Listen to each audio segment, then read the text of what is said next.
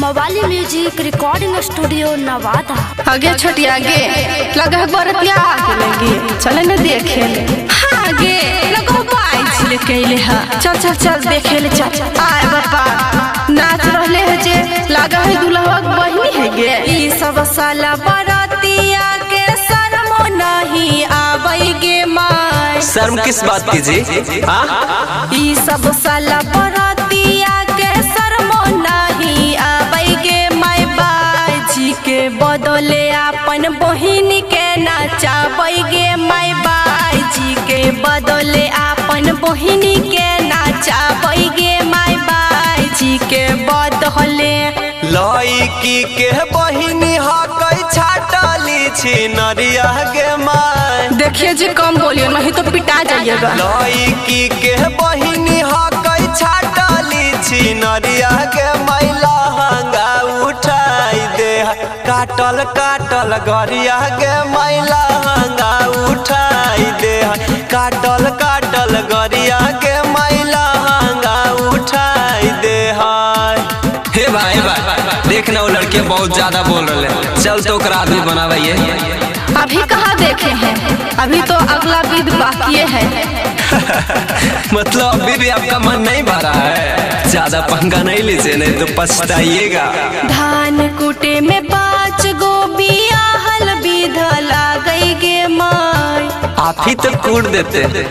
धान कूटे में 5 गो बियाहल विध लागई गे सब हकई बंडे डुंडे कोई नहीं आवे गे सब हकई बंडे डुंडे कोई नहीं आवे गे सब हकई बंडे डुंडे। लाला की ओढ़निया वाली के सारा मोना आवे गे माय। आगे छोटी आगे देख कैसे बोल रहे हैं। लाला की ओढ़निया वाली के सारा मोना आवे गे माय चोली के रसगुल्ला बानी कहल के सिहावे गे माय चोली के रसगुल्ला बानी कहल के सिहावे गे माय चोली के रसगुल्ला बा। आगे सुन मागे ये चश्मा वाला ज्यादा बोल रहे हैं, एकरा के बता दो। मतलब हम ज्यादा बोल रहे हैं, आप लगातार गरिया रहे हैं, हम कुछ नहीं बोले। पहले अपना दुपट्टा तो संभालिए, बाराती देखने आई कि दिखाने। देखिन गे मरवा वाला बात असबो तोड़ ले लागा है बारातिया कंगलवा घर से आवे गे माय। मतलब हम आपको कंगाल दिख रहे हैं? लागा है बहरातिया कंगलवा घर से आवे गे माड़ावा में टांगल बतासावा चोरावे गे माय माड़ावा में टांगल बतासावा चोरावे गे माय माड़ावा में टांगल।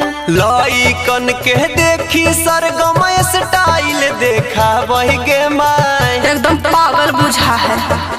लईकन के देखी सरगम स्टाइल देखावे गे माय गणपति बिपिन के अखिया मार के पटावे गे माय राहुल मिलन के अखिया मार के पटावे गे माय राहुल मिलन के। मवाली म्यूजिक रिकॉर्डिंग स्टूडियो नवादा।